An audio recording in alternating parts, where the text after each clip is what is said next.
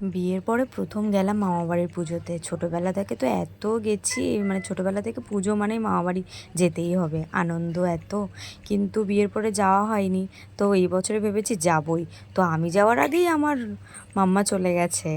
তো গিয়ে দেখো ফাঁকা বাড়িটা, মনে হচ্ছে পুজো বাড়ি ফাঁকা, কিন্তু না, সবাই না ঠাকুর আনতে চলে গেছে, আমাদের যাওয়া হয়নি। কারণ আমরা গেছি তার আগেই ঠাকুর আনতে চলে গেছে, ওই জন্য যেতে পারিনি। কিন্তু তাও আমি মিস করিনি আনন্দটা। ওরা যখন কিছুটা এগিয়ে এসেছে আমি তখন গেছিলাম। তো তার যাওয়ার আগেই আমি একটু সবার সাথে দেখা করে কথা বলে নিচ্ছিলাম, কারণ অনেক দিন পরেই আমি আরও মামাবাড়ি গেছি। তো সবার সাথে কথা টথা বলে এবারে যাব বলে রেডি হচ্ছি। তো এত মজা করেছি সবাই মিলে।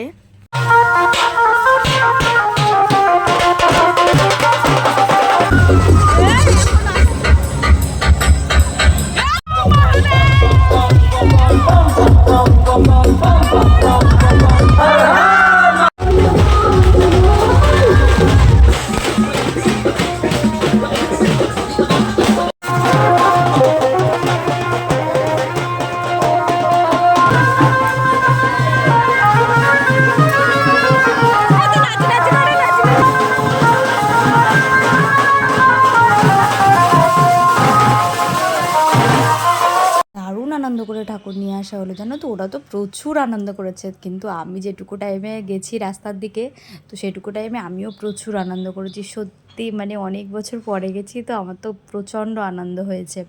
তো তারপরে ঠাকুর নিয়ে এসে মন্দিরে রাখা হলো, আর তার মধ্যে বললো খাওয়া দাওয়াগুলো সেরে নিতে, কারণ পুজো তো শুরু হবে 12টার সময়। 12টার সময় করেই পুজো শুরু হয় আমাদের মামাবাড়িতে রাত্রিবেলায়। তো সেই জন্য খাওয়া দাওয়ার পাটটা চুকিয়ে নেওয়াই ভালো। আগে আগে তারপরে তো সব রাত জাগবে, যারা জাগবে জাগবে, আর যারা না জাগবে তারা তো গিয়ে শুয়ে পড়বে। না, আমরা তো রাত জাগবই।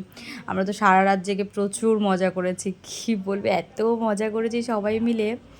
তাই জন্য দেখো আমার মাও সবাইকে খেতে দিচ্ছে, দাদু বসে আছে, মামারা গল্প করছে, আর আমার সোনা মাম্মা তো মামার কোল থেকে নামছেই না, যেন না, ও জানি না কি মামাকে দেখে এত বেশি, মানে ও অনেক দিন পরে, মানে মামাকে মানে প্রথমেই দেখছে, কিন্তু তাও দেখো কত আনন্দ করছে মামার কোলে। তারপর আমরা সবাই মিলে খেলাম খিচুড়ি আলুর দম জমিয়েও। পুজো বাড়িতে খিচুড়ি আলুর দম তো মানে একদম সেরা সেরা, আমার তো দারুণ লাগলো খেতে।